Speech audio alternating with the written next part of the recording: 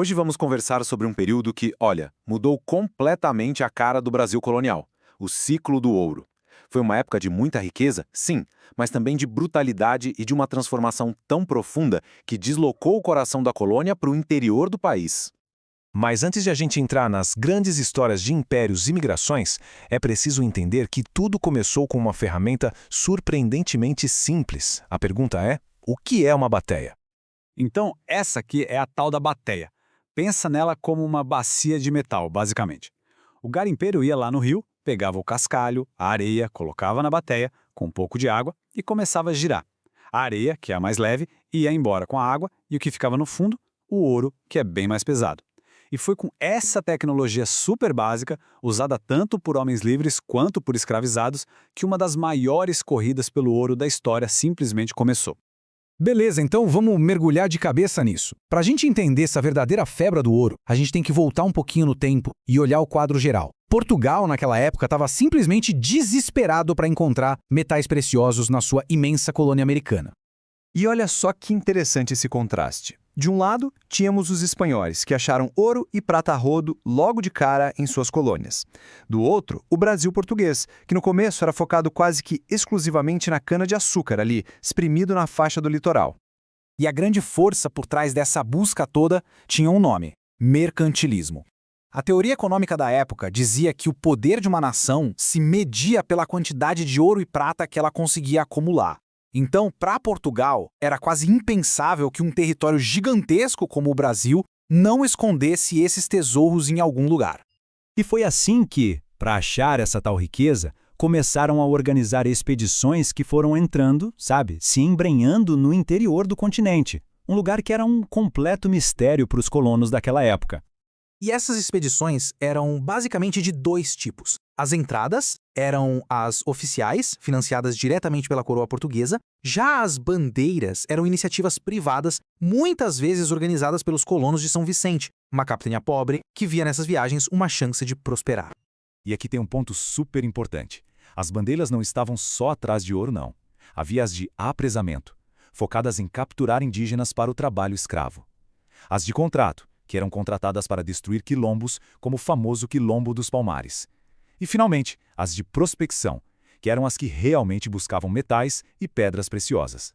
Depois de muito procurar, mas muito mesmo, foram as bandeiras de prospecção que finalmente acertaram em cheio. Lá pela década de 1690, elas encontraram enormes depósitos de ouro na região que, não por acaso, ficaria conhecida como Minas Gerais. Gente, a notícia se espalhou como um rastilho de pólvora. O resultado? Uma migração em massa, uma verdadeira corrida do ouro. Pessoas de Portugal e de outras partes do Brasil, como os senhores de engenho do Nordeste, abandonaram tudo e se mudaram para a região das Minas em busca de riqueza fácil. Claro, né? Assim que o ouro foi encontrado, a coroa portuguesa agiu rapidinho para estabelecer um controle bem rígido sobre a extração e, obviamente, para garantir a sua fatia do lucro. E esse esquema aqui mostra direitinho como funcionava. Primeiro, a extração. Depois, todo o ouro, sem exceção, tinha que ser levado para as casas de fundição. Lá, ele era derretido, transformado em barras e recebia um selo real. E era nesse momento que o imposto era cobrado. Só depois de todo esse processo, o ouro podia circular legalmente. O principal imposto era o famoso quinto real. Como o nome já diz, um quinto, ou seja, 20% de todo o ouro extraído pertencia por direito à coroa portuguesa. 20% é bastante coisa.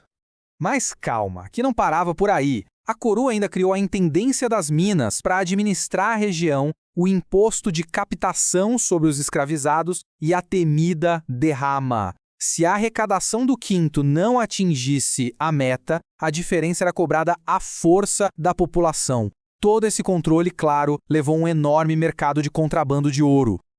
Agora vamos mudar um pouco o foco e falar sobre o impacto humano de tudo isso. A corrida do ouro transformou a sociedade, sim, mas a um custo altíssimo, principalmente para a população escravizada.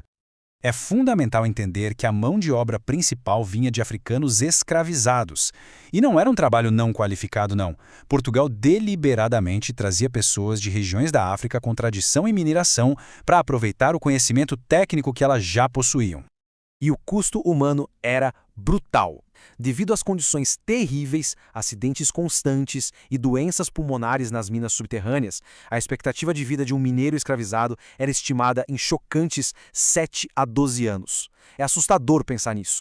Apesar da brutalidade, uma sociedade completamente nova floresceu. O centro econômico e populacional do Brasil se deslocou do litoral para o interior. Cidades como Ouro Preto surgiram rapidamente, e uma nova sociedade urbana, muito mais diversificada e com uma hierarquia social mais fluida, tomou forma.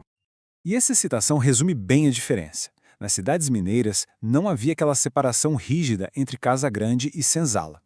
Nos espaços públicos, pessoas de diferentes classes e etnias, comerciantes, artesãos, escravizados, funcionários da coroa, se misturavam de uma forma que não acontecia no resto da colônia.